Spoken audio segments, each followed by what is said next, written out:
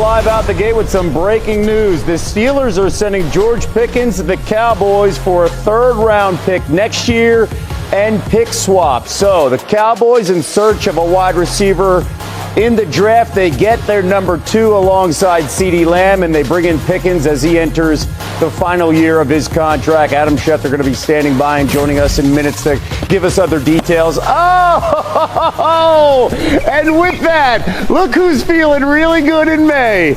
Oh, he got some cobwebs on that jersey. It took him a while to bring it out of the closet, but Marcus Spears is feeling good and feeling happy.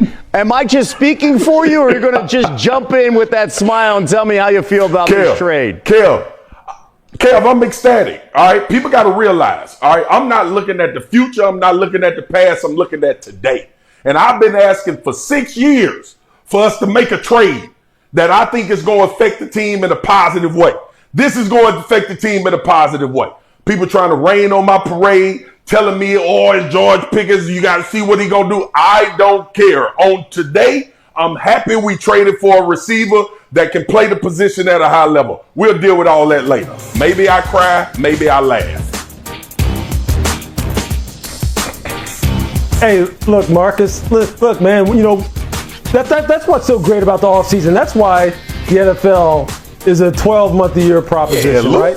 Because even now, with no games being played, you feel like you've won. You feel like you've won. Cowboy Nation feels like they've won. And you know what? On paper, man, this is a real good look. It is. It makes sense. If you just look at this totally from a team-building standpoint on the field, this makes total sense. Big outside lane wide receiver who can make highlight reel contested catches down the field outside the numbers. Go along with CD, who's a three tool player. You know, a healthy Dak Prescott, Jaden Blue, Miles Sanders, Javonte Williams. You got a lot of things going for you.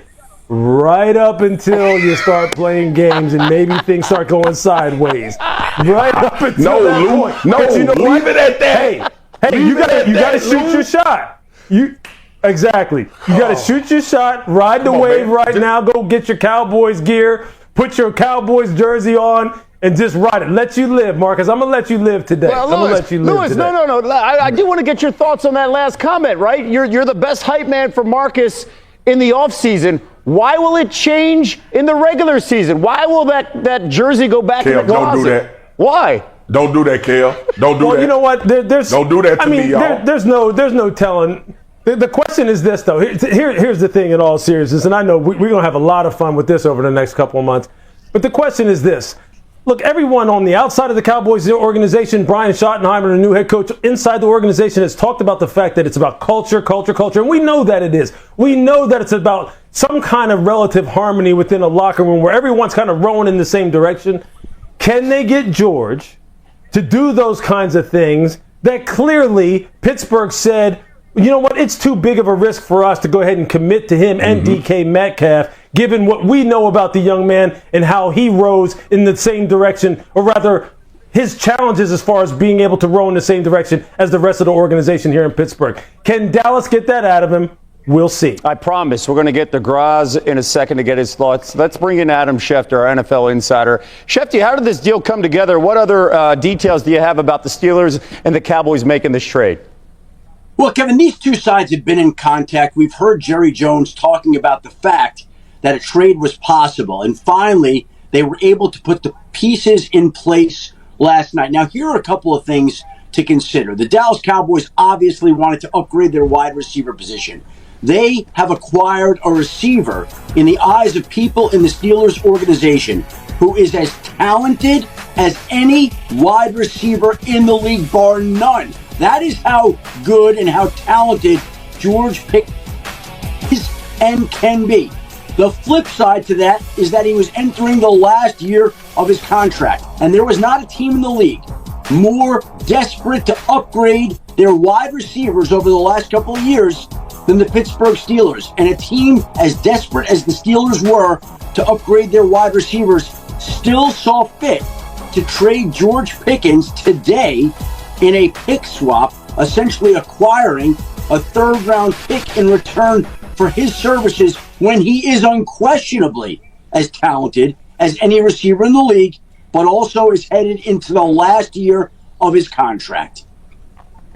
Garage, jump in. You look at like the Cowboys and the players they like to acquire when they go out in free agency or make trades. George Pickens, 24 years old. So if there are any issues that follow him from Pittsburgh, you have the ability to say to yourself, well, he's 24 years old. There's time to grow. There's time to change, get better at the things he needs to work on. It's a 1-year commitment, as Adam says. But the Cowboys were talking to a lot of different teams about different wide receivers before the draft. The draft happens. They don't really get one. I think if Teteroa McMillan had been there at number 12, then the Cowboys may have taken him, and this trade may never happen. But once they come out of the draft without a receiver, the talks pick back up. They're willing to pay a little bit more, go up to a third-round pick for George Pickens, and they get him for 1 year, and they'll see. If they extend him, I think that would be a surprise at this point. But it doesn't mean he can't be there long term if he shows up and produces for them the way they hope he does this coming season. Since trading Amari Cooper, they've been looking for a number 2 to join CeeDee Lamb, because when you look at the numbers, every defense knows cover 88, and still CeeDee Lamb has been fantastic over the last 2 years. How about over 2,000 more receiving yards than the next closest Dallas wideout in Brandon Cooks? That was the largest difference between a team's top 2 receivers in the league. Look at that gap disparity. And Marcus, let's bring it back here in the conversation. You're smiling because how does this change the offense for Brian Schottenheimer and Dak Prescott to have these 2 guys on the outside? All right, Kev, I got my celebration out the way. One, everything that Lou, Shefty, and Graz said is important. The culture is going to matter. Yeah. And the culture is the players he's playing with. But on the field, it takes pressure off. Like, we've talked about this number 2 wide receiver position ad nauseum for the Dallas Cowboys, and they've been trying to fill in gaps and fill in roles and all of that stuff. I thought Michael Gallup back in a few years ago was trending towards being that guy. But what it does is it opens up this offense. Brian Schottenheimer talked about when he got the job that he wanted to become a more shifts in motion. He wanted to kind of innovate this offense a little bit and update it.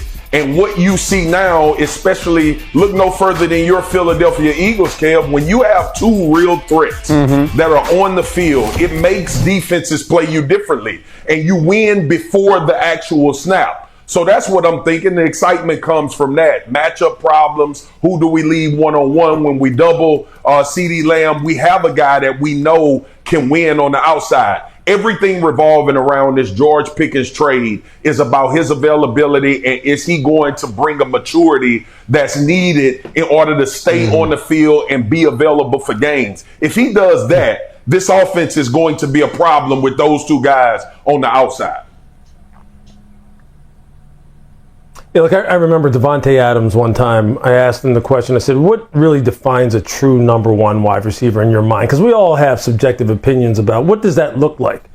And so quite honestly, George has exactly the characteristic that Devontae had told me at that time, which is a guy who can line up outside the numbers where the boundary is right there. So he doesn't have the whole middle of the field to work with. He is literally confined to a tight space.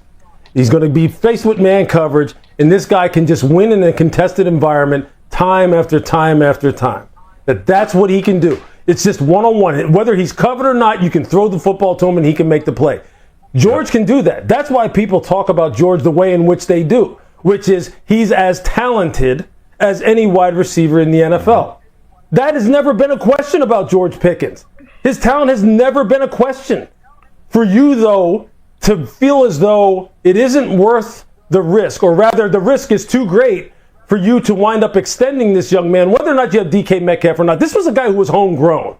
Okay, he was picked by the Steelers. Right. Mike Tomlin was mentoring him. For him to go ahead and move on from him at this point in time raises a red flag. It just does. But his talent is unquestioned, and that's exactly what Dallas was looking for. And there's some historical context to this. Like, Dallas hasn't been shy of bringing in receivers that have baggage, stuff that comes along with them. Brought in T.O. while I was there, and T.O. performed phenomenally. Dez Bryant in the draft. They brought guys that have been very, very good and have done phenomenal things. And I think this is something that, quite frankly, Jerry Jones personally takes on as a task to get these type of guys to the level in which people think they can play. So I don't think it's that far-fetched that this move is made by Dallas. There's some historical reference to that specific position and the guys that they've decided to take shots on with uber talent.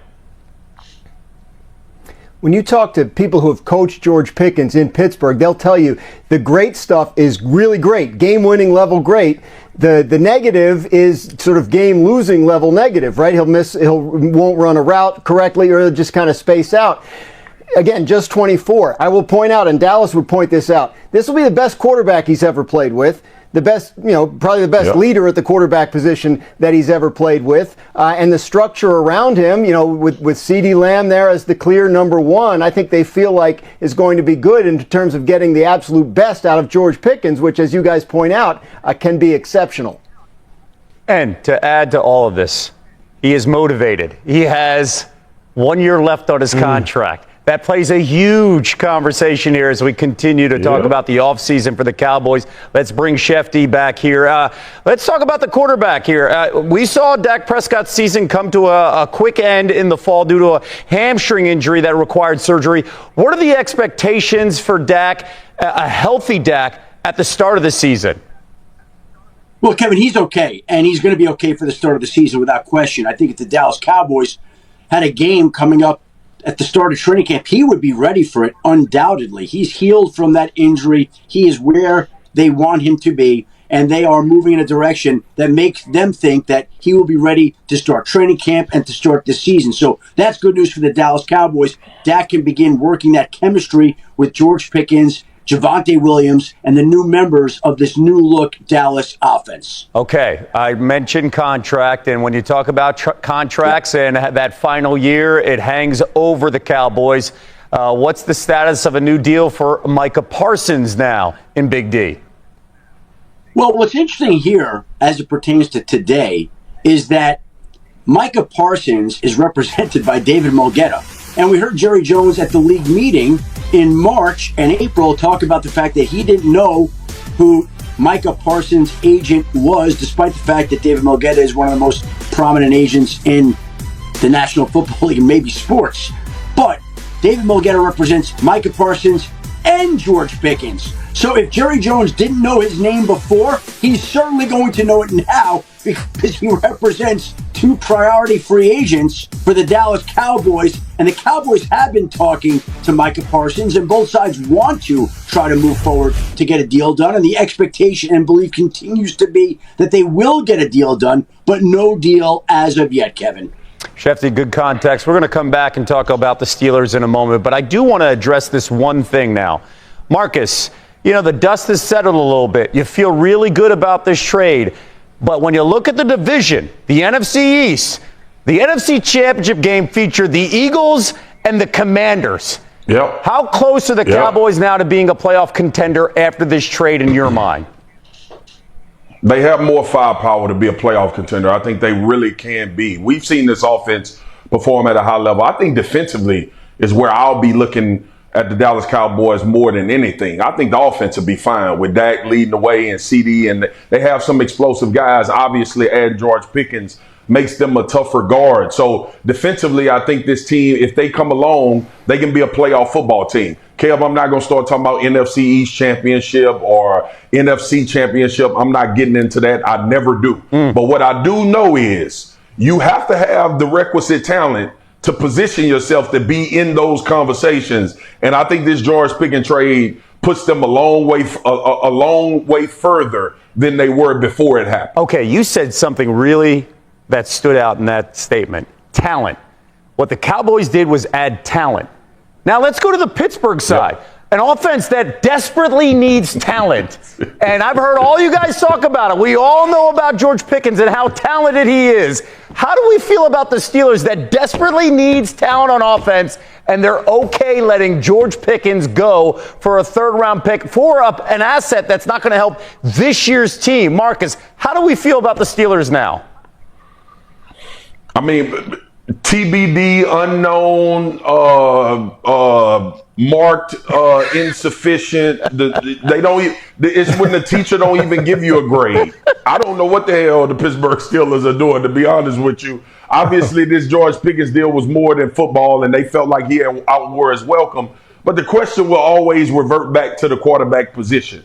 and there is optimism amongst people. It ain't none amongst me. Mason Rudolph ain't winning you nothing. So you got to make a decision if you Pittsburgh, right? You've been in this state of constant trying to find a quarterback for a long time. How do you do that? It's either going to have to be free agency or trade, or you're going to have to be bad enough to draft high. Yeah, and plain and simple, and we're going to address this as NFL Live's just getting started. Why would Aaron Rodgers want to come to this team when you look at the offense right now? We'll get to that. We'll get the answers from Louis Riddick, as well as we'll hear from Graz.